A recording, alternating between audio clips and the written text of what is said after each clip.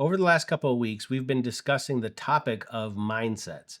2 weeks ago, we talked about how we can get rid of old negative mindsets that are holding us back and keeping us stuck, and how we can create or establish new positive mindsets that will cause us to succeed, cause us to live our best life, cause us to be the best possible version of ourselves. And this week, we're going to talk about one that as I was planning for it, I was preparing for it, I thought to myself, man, I'm not sure if I want to do this one because I think it's going to make a lot of people mad.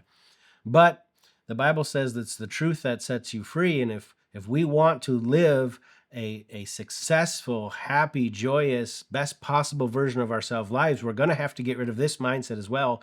And it's the entitlement mindset. So let's talk about it.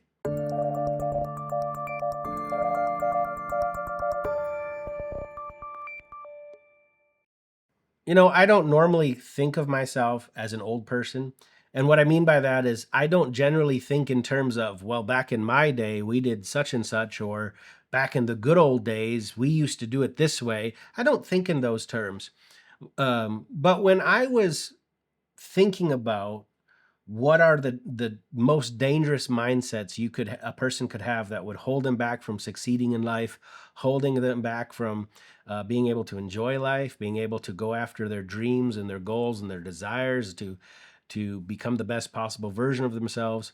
When I got to the idea of the entitlement mindset, I realized that, to me, if I was going to characterize uh, this current society we live in compared to other times that I'm aware of when growing up, I would say one of the things that I have seen such an increase of from when I was younger was this entitlement mindset. I would honestly say one of the characteristics of the spirit of this age in this world right now is an entitlement mindset or an entitlement mentality. And as I thought about it and as I meditated on it, I began to see how dangerous and devastating this mindset is to living the more intentional life, to becoming the best possible version of yourself. But now, before we get into that, I want to first talk about what entitlement is not. What I'm not referring to when I'm referring to an entitlement mentality or entitlement mindset.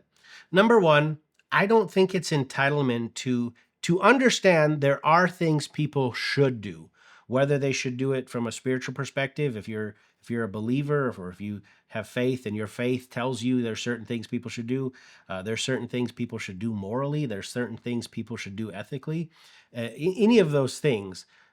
It's not wrong and it's not entitlement to know and understand there are certain things people should do. For example, as a believer, I believe that people should look out for their fellow man. I think you should help the less fortunate. I think you should help your family. The Bible talks about that someone who doesn't take care of their family is worse than an infidel. So from a scriptural standpoint, I believe that. I believe that we should help the poor. What somebody should do does not mean I'm entitled for them to do it for me, because they still have free will. I can say, yes, someone should be helping the poor. Somebody should be helping the less fortunate, and still not have an entitlement mentality. But it can get into an entitlement mentality when you say, well, because of this, you should do this for me. You're obligated to do this for me. So if those things are not an entitlement mentality, what are we talking about when we say an entitlement mentality or entitlement mindset? Well, the entitlement mentality is the idea that someone or a group of people owes you something or should be doing something for you. And it often contains the belief that I'm stuck until you do, that it's your responsibility to fix my life. Let me give you two examples that I think are on two opposite sides of a spectrum, but I believe both have their root in the entitlement mentality. Now, both of these subjects are very touchy subjects, and I'm telling you right now, I probably will not say everything perfectly, but what I'm just trying to get at is how we can begin to see if we have an entitlement mindset or entitlement mentality. Now, the first situation that I think has its root in the entitlement mentality is this idea that the government should forgive student loans. Now, The reason I think this is on one side of the spectrum is because I understand the pain and the hopelessness some people feel with their student loans. This is not a light subject. People's lives and livelihoods are on the line when they have gotten themselves into such deep, crushing debt where student loans are concerned. And so I understand the argument for it, but just because somebody should help or somebody needs help, is that mean you're entitled to it? And that's the question. The underlying issue is, first of all, the debt is not going to be forgiven. Somebody's going to pay for it. And the question is, if you could remove the emotional side of it, the pain and the hurt and the livelihood out of it, which we shouldn't remove it. We shouldn't do that. I'm not saying we should look at this purely from a logical standpoint, but I'm talking about in the idea of what entitlement is. If somebody went out and got a student loan, nobody put a gun to their head, nobody forced them to do it. There may have been predatory practices. They may have done it ignorantly. They may not have known what they're doing, but ultimately they made a decision and obligated themselves to something. If that decision put them into a condition, does that obligate somebody else to get them out of the situation?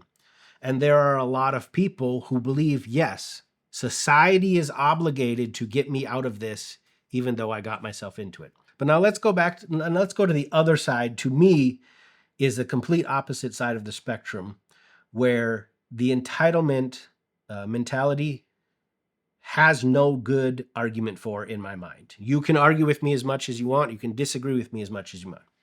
And that is this situation that so many companies are going through, where work from home is concerned, where people feel that they are entitled to work from home, and they are actually arguing or even trying to sue the companies that are just saying, hey, we let you work from home during this period in human history that was completely different than anything we've experienced in modern times. We were able to work from home, but now you need to come back. And people feel entitled. No, I should still be able to work from home. The simple fact of the matter is, you're not even entitled to a job. A job is a value exchange. It is an agreement. I will bring my experiences, my abilities, and my work ethics. I will give value to your company. I will help your company accomplish what you're trying to accomplish. And in exchange, you will give me an agreed upon amount of money and an agreed upon amount of benefits. If that agreed upon benefit included work from home, you have every right to expect it. But this idea that these companies are saying it's time for you to come back in, and then there's people who are literally offended that their company would expect them to come back and work from home or work in the office after they've had this wonderful experience working from home, I find mind-boggling.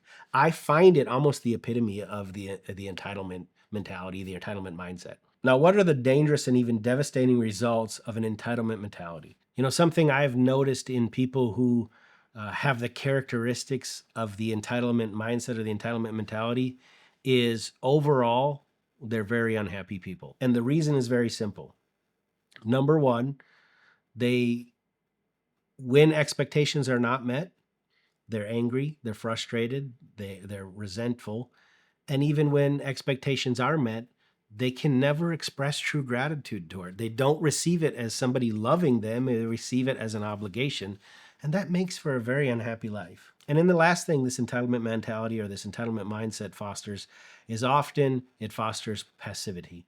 It often, if you believe somebody else should be doing something for you and they should be coming and they should be giving you that thing, it often leads to a life of not going out and doing the thing for yourself. We've talked in the past on this channel about your personal agency, that you are the captain of your own ship. And if there's something you want, you need to go out and get it. And if you don't know how to get it, you need to learn how to get it. You need to grow. personal development is all about becoming the best possible version of yourself. But if you have this entitlement mentality, it leads to passivity where personal development is concerned. I don't need to grow. They need to do what they're supposed to do for me. It's not my fault, and it's not my responsibility to go get a thing. It's their responsibility to do it for me. And that leads to a life where you're not becoming the best possible version of yourself. Now, if we're not supposed to have a entitlement mentality, what do we replace that with? Remember in our video on the 5 R's of mindset renewal, we said we have to replace it with something. Well, we need to get rid of this entitlement mentality where somebody owes us something, and we need to replace it with 2 very important new mindsets. And number 1 is it's a responsibility mindset, that nobody owes me anything, that I am responsible for my own life. And if I need a thing, I have the ability or the capability to go out and get it, or to learn how to go out and get it, to grow until I can go out and get it. And you also need to foster a mindset of gratitude and thankfulness. I heard a pastor say this once, and I have tried to adopt it in my life, and it has made my life so much better. He said, when it comes to people, you should expect nothing and be thankful for everything.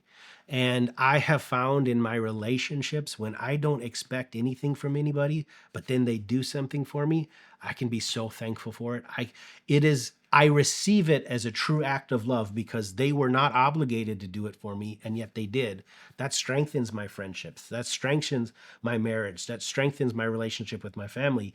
And I just think that when you foster this mindset of, I'm going to be thankful for everything that society does for me, the government does for me, that my friends and family do for me, everything God does for me, when you foster that mindset of, I'm thankful for everything, your life just becomes so much better. And then when you foster that mindset of responsibility, that nobody else is responsible for my life other than my life. And that causes me to grow. That drives me for personal development. That drives me to become the best possible version of myself. If you're going to live a happy and joyous life, if you're going to think about what one person should be doing for another person, I highly recommend you use all that time and energy, instead of thinking about what other people should be doing for me, spend that same time and energy saying, what should I be doing for other people?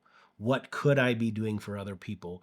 And if you don't have the ability to do it now, you use that as a driver to grow and to increase and become a better possible version of yourself, so I can do that for that people. That is the way to truly live a wonderful, happy, joyous life. And it's the way you become the best possible version of yourself. I don't know if that helped you, but I'm telling you, the entitlement mentality is a way to get stuck and to remain stuck your entire life. But if you will get rid of that mindset that people owe me something, and that I'm going to go after whatever it is that's in my heart to go after, I'm going to become the best possible version of myself. And when people do show up and people do help me, I'm going to be thankful for everything that they do because I expect nothing. You're truly on the path to living the more intentional life.